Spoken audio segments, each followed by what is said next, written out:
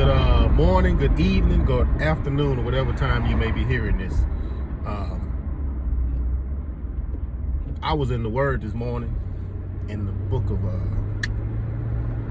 Judges 20, and at this point in time, the Israelites were all they were all just doing their own thing, just all kind of wild, reckless foolishness they were doing, and the Benjaminites. It was this guy. I honestly can't remember this dude's name. He had a concubine, and they had went to her father's house, and the father was like, "Hey, y'all, look, just eat, drink, stay for a couple days. It's all good." So, old boy, he was like, "Bet." He stayed for a couple days. They ate and drank. Then the father came back. He was like, "Hey, man, look, it's already late, man. Just gonna stay another day or so, man, and we gonna eat and drink and chill." And concubine daddy was like, just stay. And dude was like, "All right, man." So after about 2 weeks, he was like, "Man, look at this. I don't care. We ain't staying. I'm finna go home." He said, "Bro, it's late. It's dark." Back then they had street lights. So he's like, "It's dark, man, and you're not gonna be able to see nothing. So, it ain't safe out there. Like, literally it wasn't safe because you can fall off a cliff and don't even know it because you can't see." So anywho, dude was like, "I don't care. I'm sorry. We finna go." And so boom, they struck out. And it was already getting late. And then she was like, "Well, is we gonna stay in this town right here?" He was like, "Nah, we not staying in that town because they don't rock with us like that. They don't get down with us like that." So he was like, "We gonna keep going on till we get to the next city. We cool with them people right there. We got an alliance with them folk." So what happened was they kind of made it out there real late. They sat in the town square. So they were sitting there just chilling, just waiting, hopefully they can find somewhere to lay their head for the night. So dude was sitting there and at the bar drinking, and he looked over and he seen him. He was like, "Hey, yo, I know y'all ain't gonna sit out here and sleep." He was like, "Man, look, ain't nobody invited us in or nothing like that. We ain't found a way to lay our heads, so we gonna sit right here, till the sun come up." Dude was like, "Nah, man, come to my crib, I ain't got much," but dude was like, "I bet. I got my own hay for my donkeys and my own little food and water, so really don't need much of nothing of yours, just lay our head." So dude was like, "All right then." So as soon as they got there, all the men from the city pulled up, beating on the door, like, "Hey, yo, let us in. That man that just went in your house, send him on up out here, cause we about to have some sex with him." You know what I'm saying? And he was like, "Man, please don't do this like this, man. This is my friend. He under my roof. Why is y'all playing these games? Don't do it." And the dudes was like, "Man, either you gonna send them out here or we gonna do you worse than what we gonna do him." He was like, "Man." So the dude reached out, yanked him inside. Boom. He was like, "Hey, man, look, I got a concubine. We just gonna push out there." So that's what they did. Pushed this concubine outside. And man, about 30 dudes. I'm talking about straight trained her out all night long till the sun came up. So bad that she just fell out and laid her head on the door and just laid right there. So the next morning, dude was like, "Oh man, I'm so glad I had some good sleep." Came outside, old girl was laid out there on the door front.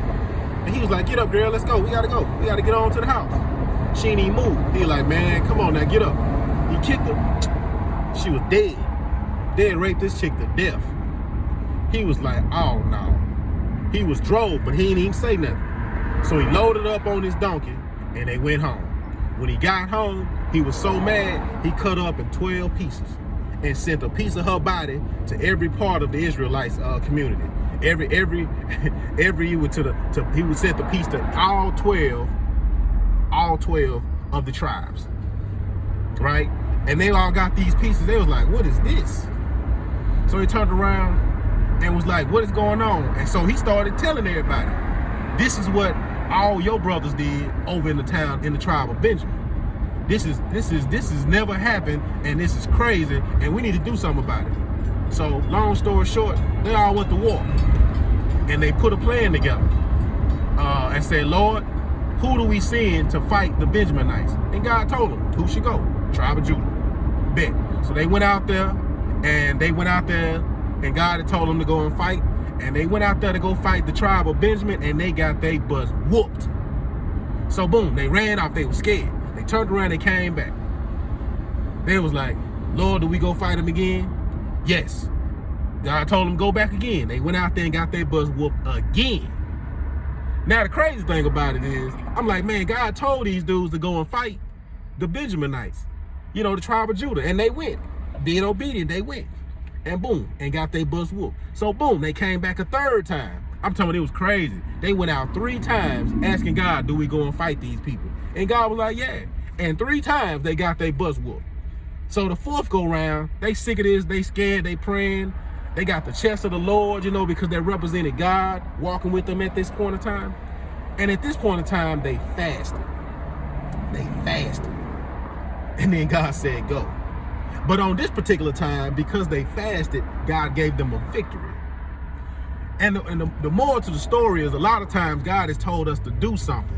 And we keep going to go back and do it. And it be unsuccessful every time. And we don't understand why, because we being obedient. We said, Lord, I'm doing everything you told me to do.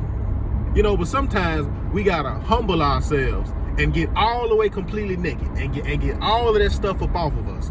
You know, because sometimes we carry some stuff that we don't need to carry. It's hard to be wrong and righteous at the same time. And we don't even recognize that we're carrying wrong, trying to be righteous. This is why the Israelites, the tribe of Judah, had to go back and fast so they can purge all of the wrong off of them, all of the shame off of them, all of the guilt off of them, so they can turn around and be righteous before the Lord and obtain that victory. So God was telling them to do the right thing, but they was knowing in their spirit that they had to go and fast and get completely right before the Lord so they can obtain the thing that God was trying to give them. That's just a revelation that was given, that I received in that. So let that be a blessing to you. In the name of Jesus, I'm out.